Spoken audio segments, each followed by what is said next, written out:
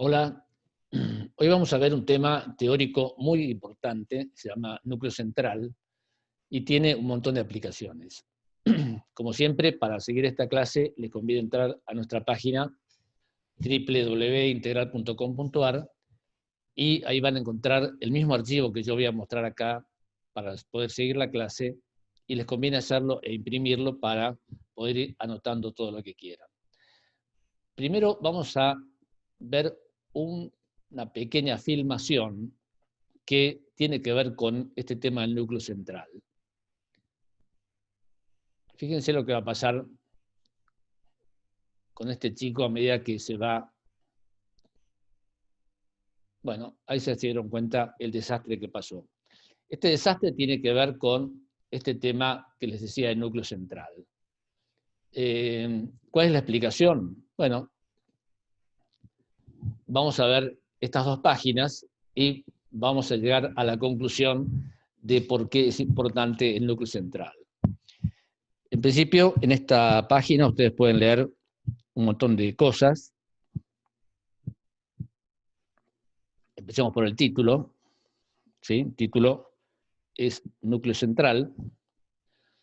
Y lo que ven dibujado aquí al costado es un pilar. Podrían imaginarse que es ese pilar de recién.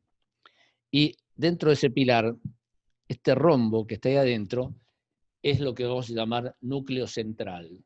Tiene forma de rombo cuando la sección es rectangular, como ocurre en este pilar. Bueno, ¿qué es lo que vemos en esta primera figura? Vemos que hay una fuerza que está ubicada exactamente en el baricentro del pilar y le produce compresión pura. Como dice acá en el título, compresión pura, y al lado excentricidad cero, que quiere decir que la fuerza no está excéntrica, está centrada. La medida del rombo, también la pueden ver aquí, es un sexto del lado del pilar, un sexto para cada lado, o sea, el rombo ocuparía el tercio medio del pilar. Bien, ¿qué vemos a la derecha? Bueno, es una vista del pilar y una figura que me muestra cómo se va a deformar por el efecto de la compresión. O sea, la compresión va a hacer que esa sección se aplaste y descienda de manera uniforme. Bien, esa es la primera figura. Pasemos a la segunda figura. La segunda figura dice flexo compresión con pequeña excentricidad. Y tiene una figura donde la fuerza ahora está desplazada una pequeña distancia, se llama excentricidad, pero está todavía dentro de ese rombo. En la tercera figura vamos a ver otro caso que vamos a llamar flexo compresión con gran excentricidad, donde la fuerza sigue desplazada, pero ahora la excentricidad es mayor y está fuera del rombo. Bueno, ¿de dónde surge la flexocompresión? Bueno, si ustedes tienen una distancia, como ocurre aquí, a ver, al multiplicar esta fuerza N por esa excentricidad, ahí tienen la explicación de por qué hay un momento.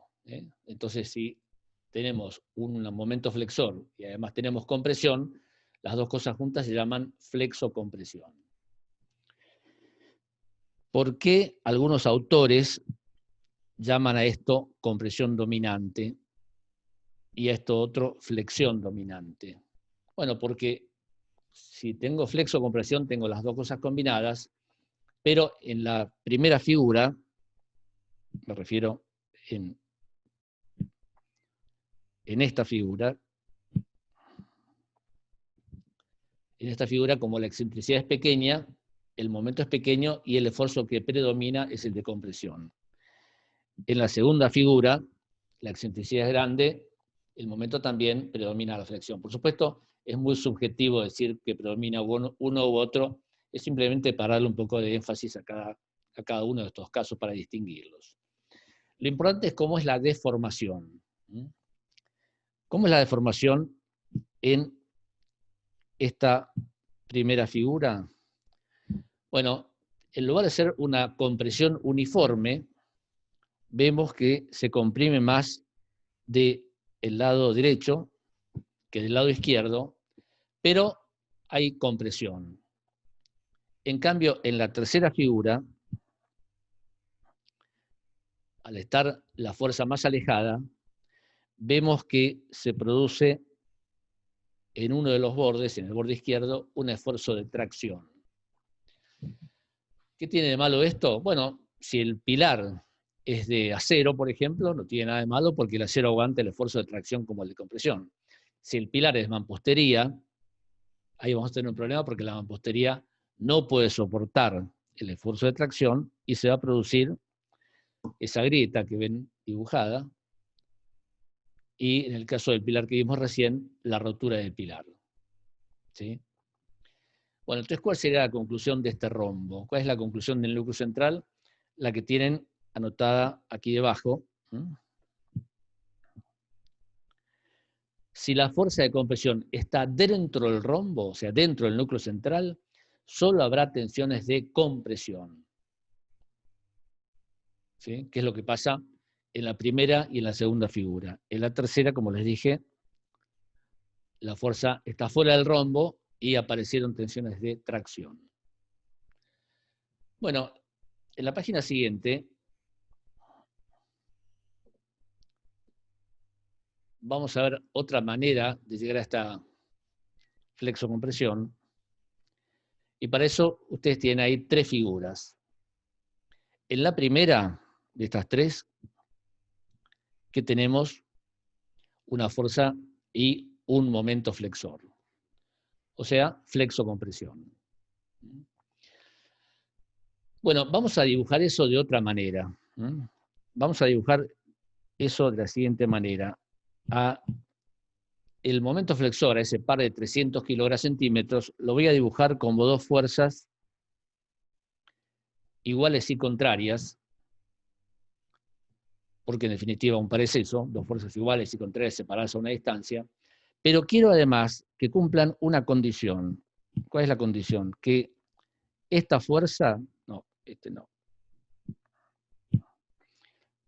que esta fuerza y esta otra son iguales, tengan el mismo valor que la fuerza que tiene inicialmente.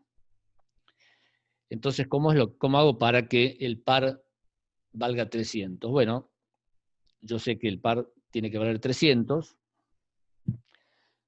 Quiero que la fuerza valga ¿cuánto? 30. Entonces divido y me queda que la excentricidad tiene que ser 10 centímetros. ¿Sí? Entonces, de vuelta, ¿cómo paso de la primera figura a la segunda? Dibujando al par como dos fuerzas iguales y contrarias de 30, separadas a 10 centímetros. Bueno, esto me lleva a la siguiente conclusión, que esta fuerza y esta otra se anulan.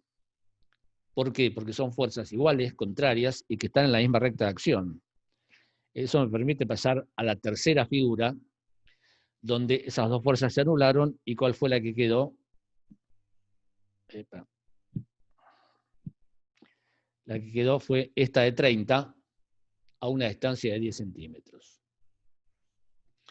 Bueno, todo este jueguito matemático, ¿qué finalidad tiene? La finalidad que tiene es que ustedes vean que la primera figura y la última son figuras equivalentes, o sea, que las tensiones, las deformaciones que se producen son las mismas.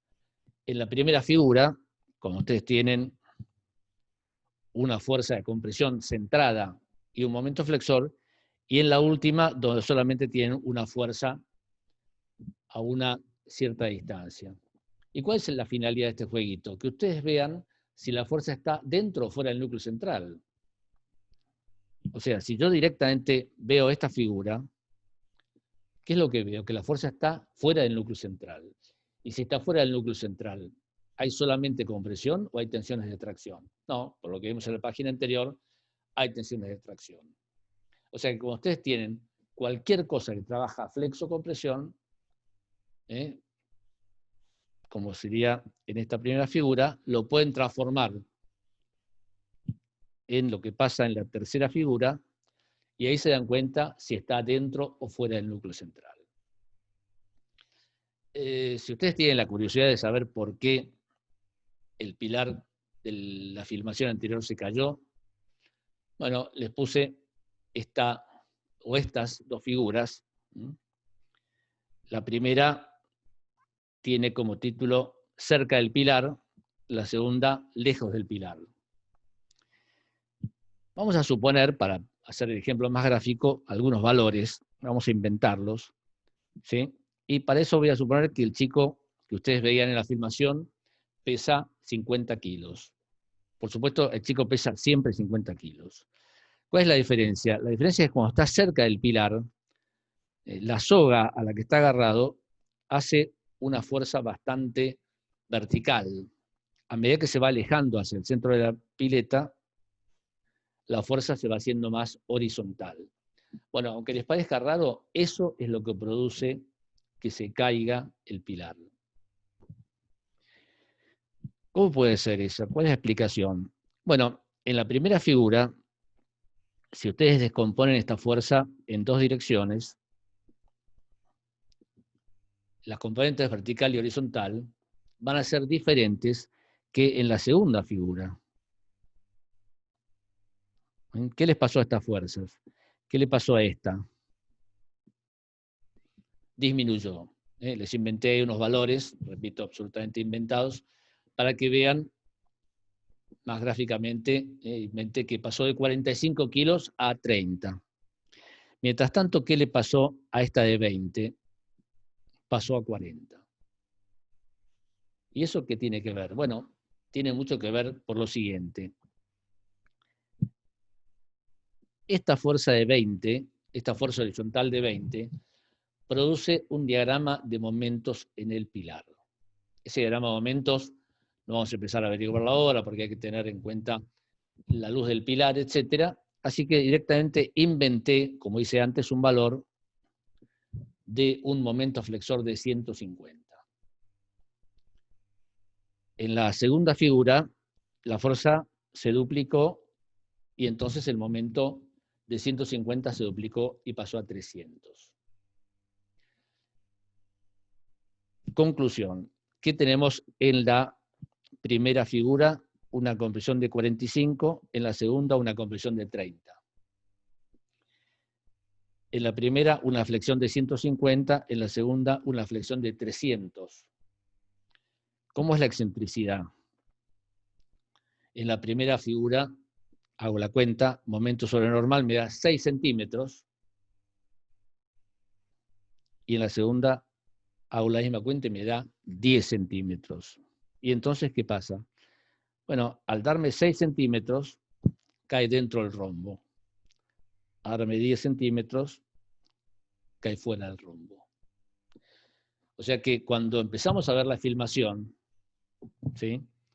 Y teníamos esta situación, el pilar estaba sano. Si el chico se hubiera quedado en el borde de la pileta, hubiera seguido sano. ¿Por qué se rompió? No se rompió porque estuvo mucho tiempo tirando, se rompió porque fue cambiando de posición hasta llegar a esta situación, la fuerza salió del núcleo central y el pilar colapsó. Bueno, ese es el concepto del núcleo central. Ese rombito es muy importante y se aplica a un montón de temas. Desde temas de la antigüedad, de por qué antiguamente, por ejemplo, las catedrales tenían pináculos para soportar los arbotantes, hasta temas como el pilar que vieron recién, bases que reciben la fuerza horizontal, por ejemplo, de viento, de sismo, y la flexocompresión tiende a levantarlas, porque a veces hay que poner pilotes para evitar ese esfuerzo de tracción que la base no puede tomar. O sea, un sinnúmero de temas desembocan en este sencillo concepto del rombo del núcleo central. Nos vemos en el siguiente video.